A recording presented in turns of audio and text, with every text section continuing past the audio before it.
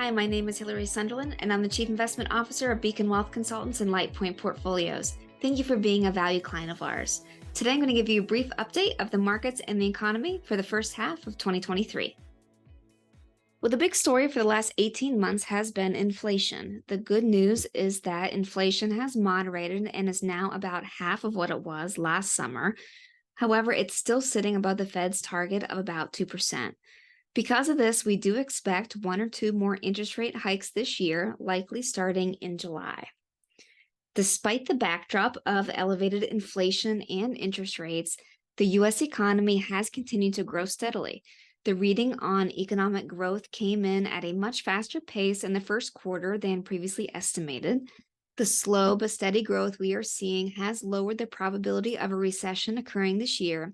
However, recessionary pressures still remain for 2024. Both stocks and bonds have had a good first half due to a bounce back in profit margins and a resilient U.S. economy.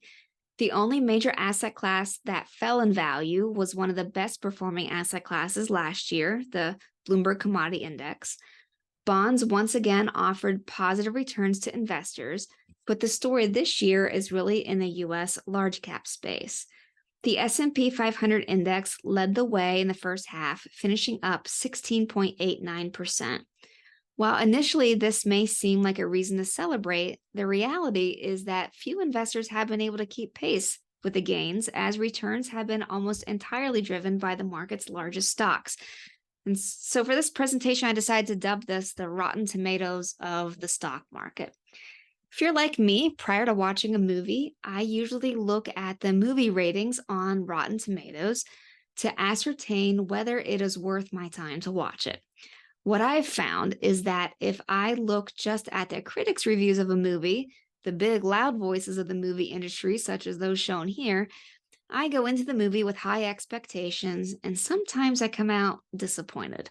However, when I consider what the average person thought about the movie, which is the audience review outlined here, I tend to have a much better experience and expectations. And for note, if you aren't familiar with Rotten Tomatoes, anything below a 60% audience score indicates that the average person didn't really like the movie.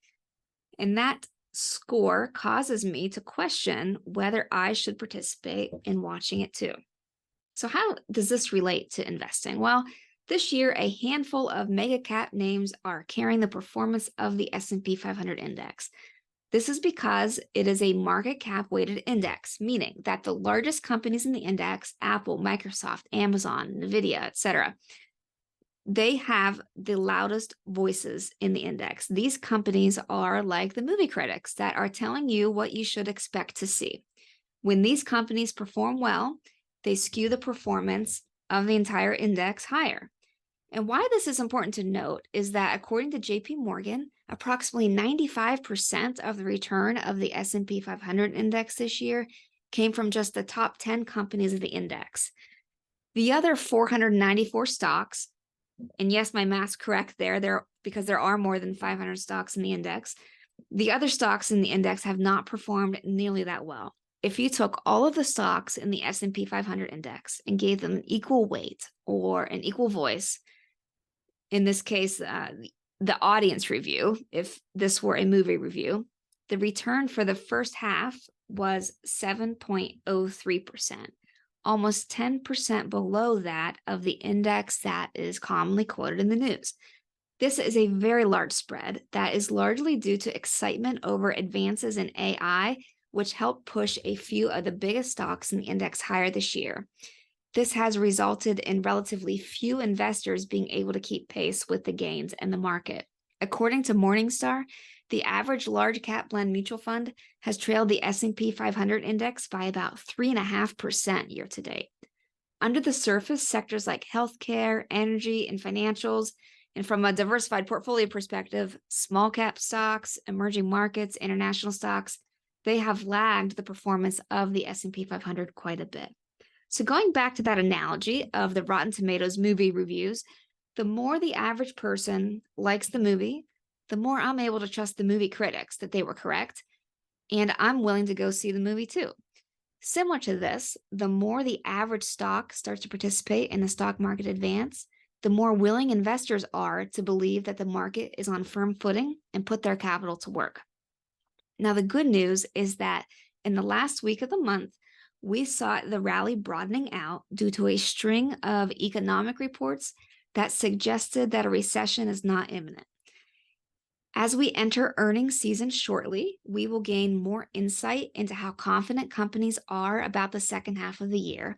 I wouldn't be surprised to see a bit of a pullback in the markets over the next few weeks, given the strong advance higher in just a few companies. However, our expectation is that the rally should broaden out into other areas of the market over the next few months as the Federal Reserve provides clarity surrounding the path of interest rates. As always, we will continue to assess the market outlook and make changes to the portfolios as warranted. We thank you for your continued confidence, and please reach out to us with any questions you may have.